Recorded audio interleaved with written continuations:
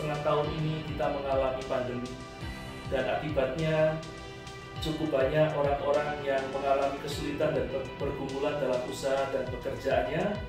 Dan hal itu saudara menimbulkan orang mulai khawatir, mulai takut tentang hari esok, tentang masa depan. Mulai banyak orang yang tidak yakin akan kehidupan ini saudara. Dan berdasarkan data, karena hal itu cukup banyak orang-orang yang saat ini berusaha mengetahui masa depan mereka, mengetahui hari esok mereka dengan cara mereka mencari berbagai ramalan-ramalan melalui berbagai media sosial. Bahkan ada juga orang-orang yang mendatangi peramal-peramal untuk mencari tahu tentang masa depan mereka. Dan sangat disayangkan saudara, cukup banyak juga anak-anak Tuhan yang melakukannya.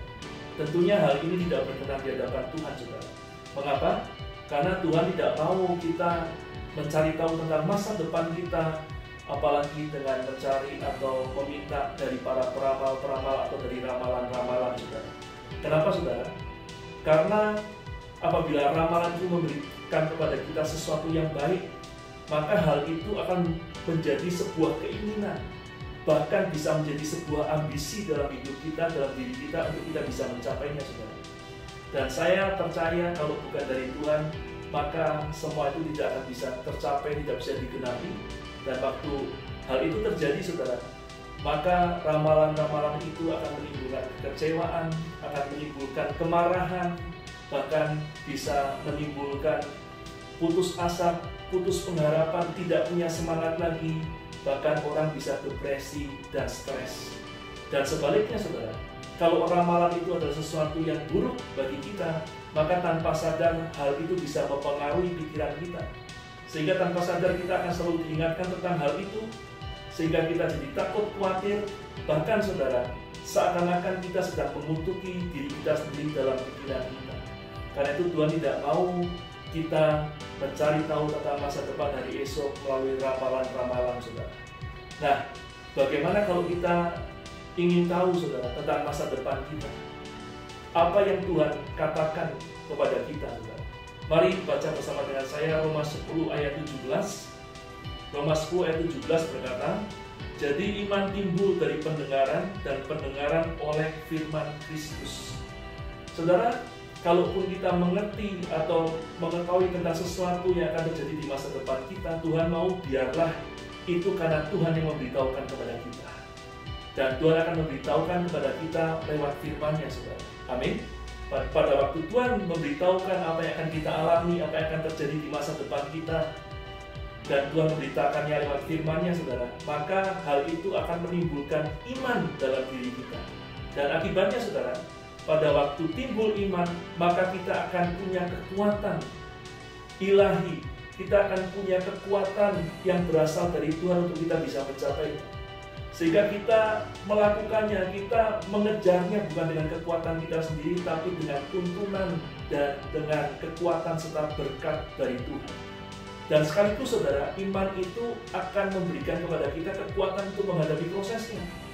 Karena meskipun janji yang baik dari Tuhan sekalipun saudara, pasti akan ada proses-proses, ada perjuangan yang harus kita hadapi untuk mencapainya, untuk mewujudkannya. Dan kalau kita menerima itu dari firman dan timbul iman, maka iman itu akan memberikan kekuatan kepada kita. Meskipun ada perjuangan, ada proses yang harus dilalui untuk mencapainya, tetapi karena iman itulah yang akan memberikan kita kekuatan sehingga kita bisa menghadapi semua proses perjuangan yang harus kita lalui untuk mencapai apa yang Tuhan janjikan tersebut.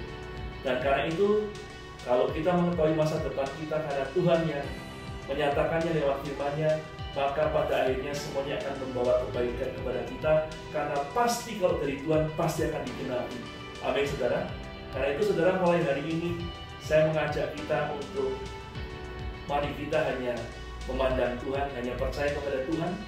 Jangan apapun yang sedang kita alami saat ini, jangan mencari tahu tentang masa depan kita lewat ramalan-ramalan, karena semuanya akan menjadi batu sandungan bagi kita sendiri.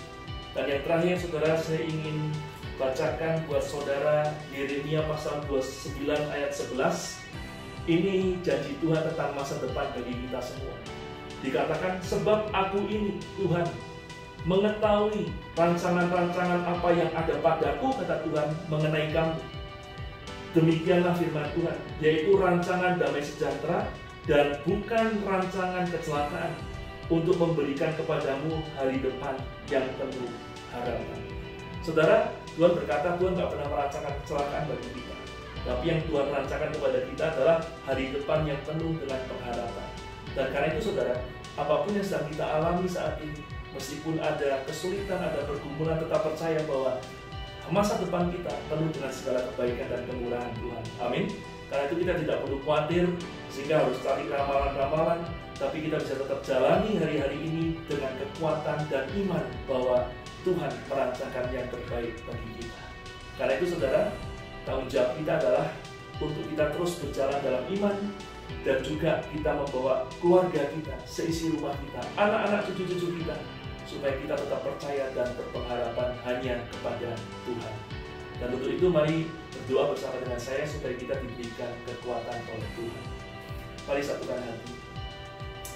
Tuhan Yesus, kami datang kepadamu dan kami minta pertolongan-Mu Roh Kudus supaya kami diberikan kekuatan, keteguhan hati untuk tetap percaya bahwa Tuhan merancangkan segala yang baik dalam masa depan kami. Dan apapun yang kami alami saat ini, kami kuat untuk menghadapinya.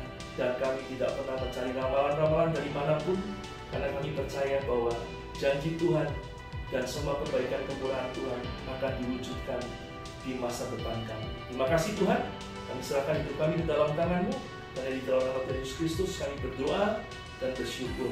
Haleluya, amin. Nah saudara, demikian renungan yang bisa saya sampaikan buat kita semua, biar kiranya jadi berkat untuk kita melalui saat-saat ini. Sampai jumpa dalam kesempatan-kesempatan berikutnya. Tuhan memberkati dan shalom.